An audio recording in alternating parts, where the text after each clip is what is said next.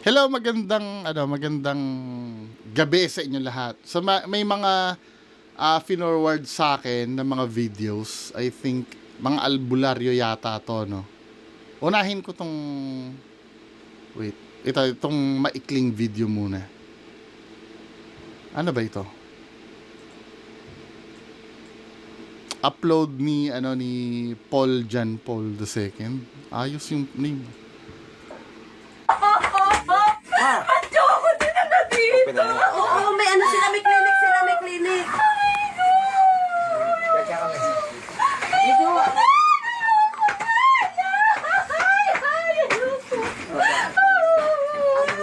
Anong uli ka? Ha? Demonyo. Demonyo ka? Ayos no? Wala pang ginagawa, ano. Drama director.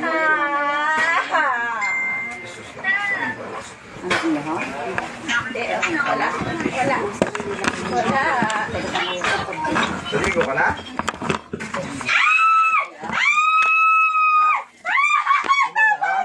Ha? Lalaban ka sa akin? Hindi. Kaya ba ako? Hindi. Ha? Hindi. Nakala ko kanina kaya ko. Hindi na po. Ang sakit. Lilisanin mo katawan Wala pang ginagawa sa kanya. yan? Lilisan ka? Akin na siya. Iyon na. Lalaban ka sa akin? Ha?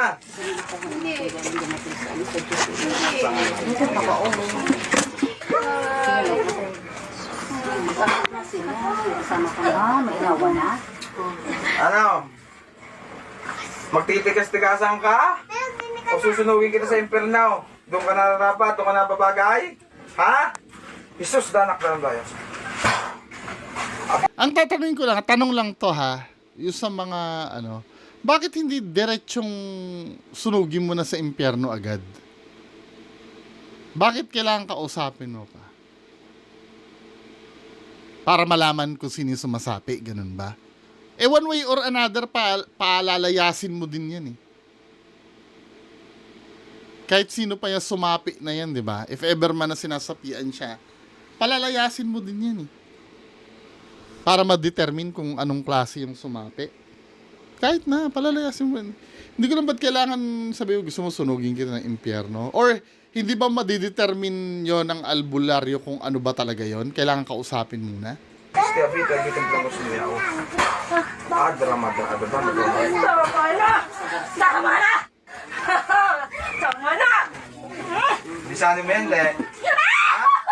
Ha? Lalaban ka? Lalaban ka sa akin? Kaya mo ka? Ha? Hindi po. Para mo. Ano?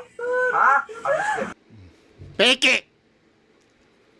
Mamaya i-explain ko kung paano ko na-determine na peke. May mga indicators kasi akong tinitingnan eh.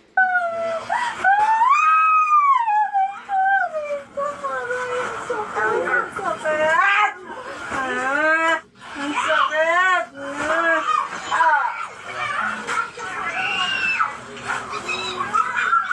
Pero hindi ko sinasabi na kasabwat ito nung manggagamot. Pero definitely yung sinasapi ang peke.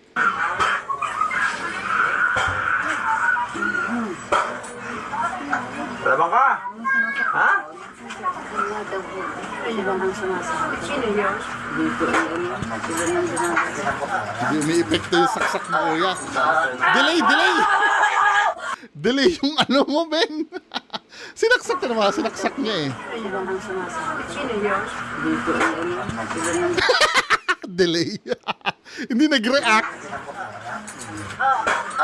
Wala. Delay yun. Dapat nung sinaksak nung una, pumalag ka na. Hindi eh.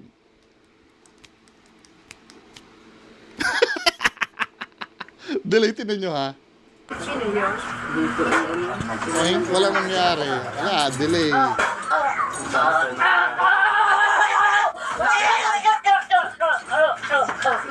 Lalaban ka? Hindi. Ha? Hindi. Ano? Hindi. Sino mas matigas sa atin?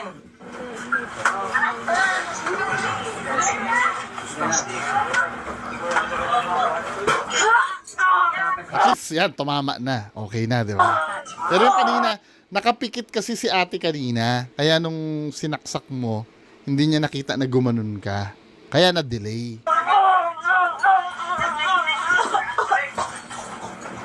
Ano? Lumabang ka, demonyo ka. Ha? Ulit na lang nito.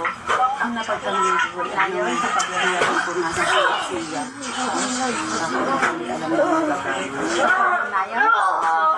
Delay na naman yung taga ni Kuya. Ano? Lilisan ka, hindi. Lumayas ka, pumasok ka sa impyerno. O papatayin kita. Ha? Balik kami. Hindi ka makakalis dyan, nakapako ka. Mas malapit Ha? dito sa may ano. Kapala daw makakaalis, nakapako ka eh. Sa may display. Kasunod sa ano punto. Ay, di ka masyado. Diretso.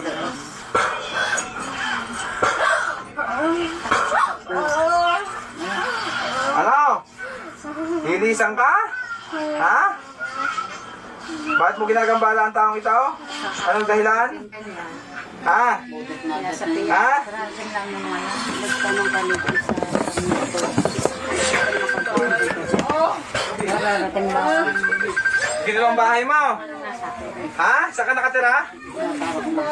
Cheryl. Bahay ni Cheryl. Anong uri ka? Demonyo ka. Ilan kayo nasa loob ng katawan nito? Madami kami. Madami kayo. Oo, madami. Saka na, Panginoon, tinatawagan ko lahat. Ang gumagambala sa taong ito, pasok! Ba't pinapasok mo, palalabasin niya? Sumasampalataya ako sa Diyos ng anihan. Diyos na pumupugot ng ibang Diyos na kinatakutan ni Lucifer, patayin ng demonyong nagbibigay pa sa kasitang ito. Wag.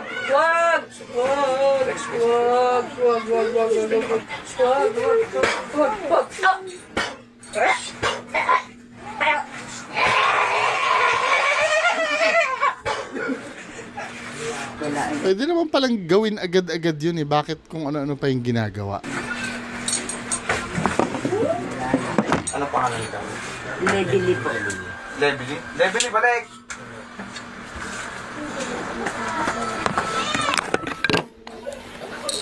Ikaw na yan?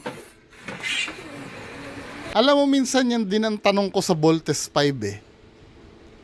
Ang naabutan kong Voltes 5 yung, ano ha, yung sa GMA ha.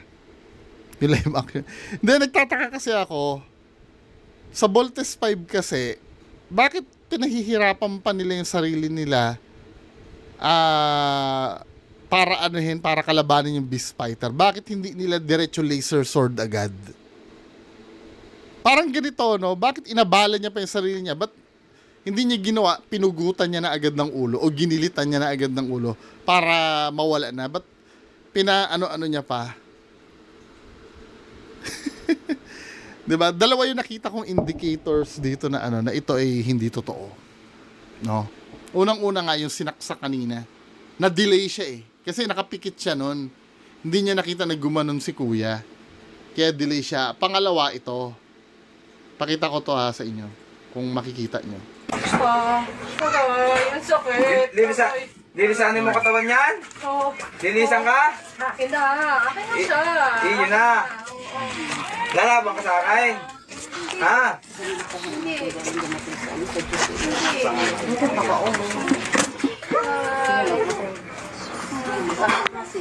Kasama ko na, may inawa na. Ano? Tingnan nyo ha. Tingnan nyo maigi si ate. Magtitigas-tigasan ka? O susunugin kita sa impyerno? Doon ka nararapat? Doon ka nababagay? Ha? Jesus, danak na ng dayos. Abis te abita, ibitin ko lang ko siniya ako. Drama. Tama na! Tama na! Tama na! Lisanin mo yan, Le. Ha? Ha? Lalaban ka? Lalaban ka sa akin? Kaya mo ka? Ha? Hindi po. Ano mo? Ano? Ha? Yun, nakita kong yung inayos niya yung buhok niya. Kapag sinasapian kami, wala ka nang paki dyan sa buhok mo. Kasi nakikipaglaban ka na sa albularyo eh. Ha? Hindi Pero yung magkaroon ka ng subconscious movement para punasan mo yung ulo mo or ayusin yung buhok mo, red flag ito. Kaya yun yung nakita ko kanina na sabi ko, peke ito. Kasi kung nasasan, hindi mo gagawin yun. Yung mga ganong bagay. Wala kang pake. 'Di ba? Ang focus mo lang yung torture na ginagawa sa iyo nung albularyo. Pero para hawiin mo pa yung buhok mo, unang-una, yung nakasanib sa iyo, yung gumagalaw na yun, hindi naman ikaw yan eh. Kaya baliwala sa kanya kung magulo man yung buhok mo o hindi. Pero the fact na ginanon mo yung buhok mo, ikaw yun. Hindi ka sinasapian. O, next. Emergency cancer patient daw. So yun po, may emergency patient tayo mga kapatid. So anong nangyari po kay sir, no? So sasaglitin lang po natin, papakita lang po natin, no? So nagkabukol daw sa ilong hanggang sa lumaki, no? So yan, no? Pati ang mukha niya, no, na... So nagkabukol daw sa ilong hanggang sa lumaki, no? So yan, no? Pati ang mukha niya, no, na... damage na ng bukol sa loob ng ilong. So gagamutin po natin, Gagamutin, no? Sige. no? Taga din kayo, sir? Lapas eh. Lapas. So, yun, gagamutin natin. Emergency yan mga kapatid. So naintindihan naman ng mga pasyente natin na ganyan ang kalagayan, kaya inuuna yan talaga dito. Okay, para makasibat na. So kanina may emergency din tayong ginamot, yung sa atay naman ang problema niya. Yun, halos mamagana ang ano niya, mukha. Talagang grabe yung bukol, no?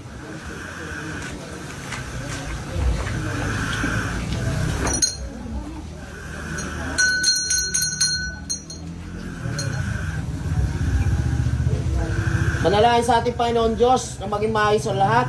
Manalangin ka, tuloy-tuloy na paggaling. Bigyan ka ng mas mahabang buhay, patuloy pangkalakasan. Nilutunaw ko, nilulusaw ko mula ulong hanggang talampakan hanggang sa kabuto-butuhan. Physical, may spiritual man tulong natin Panginoon Diyos. Malulusaw, matutunaw, matutulog.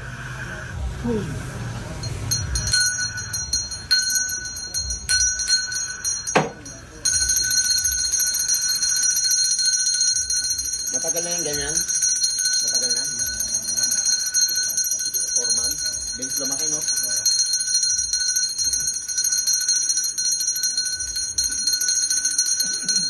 Cancer yan.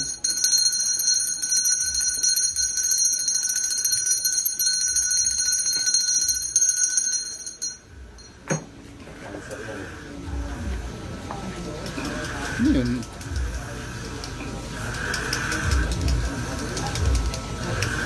Alam mo, unang-una, ayoko din naman sisihin yung yung nagpapagamot niyan. 'Di ba? Siyempre, dala ng desperation na gusto niya lumaban na mabuhay uli or Wala naman sa akin 'yun. Ang sa akin kasi as manggagamot, dapat hindi mo na binibigyan ng false hope. Lalo na yung mga kamag-anak, no? Yung wala namang actually dun sa yung lalo na yung pagdasal niya kanina, wala namang masama dun eh.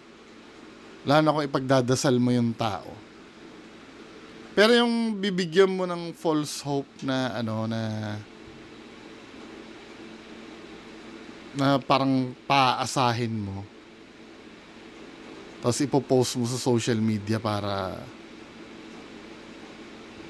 malay mo mapagaling niya naman pero kung alam mo sa sarili mo na hindi mo mapapagaling yan, kasi kalimitan ang magiging palusot niyan nasa Diyos pa rin yan kung kami instrumento lamang. Di ba, nasa Diyos pa rin yan kung gusto siyang pagalingin. Ganun yung palusot nung last na manggagamot na kakilala ko na kung maano kang magpagaling katulad ng kiniklaim mo, marami sa hospital na nakaratay na.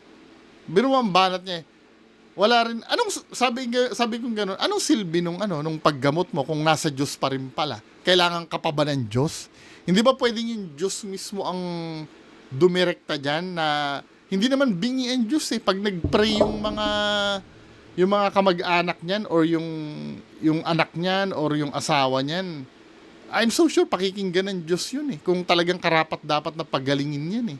Hindi na kailangan pumunta sa'yo eh. Walang kakayahan ba ang Diyos at kailangan pa ikaw yung kunin para magpagaling diyan?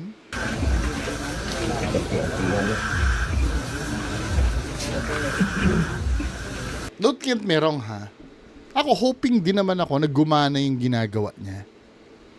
Pero kung hindi ka naman sure na may resulta yung gagawin mo, tigil-tigilan mo ng paglaruan yung damdamin ng tao.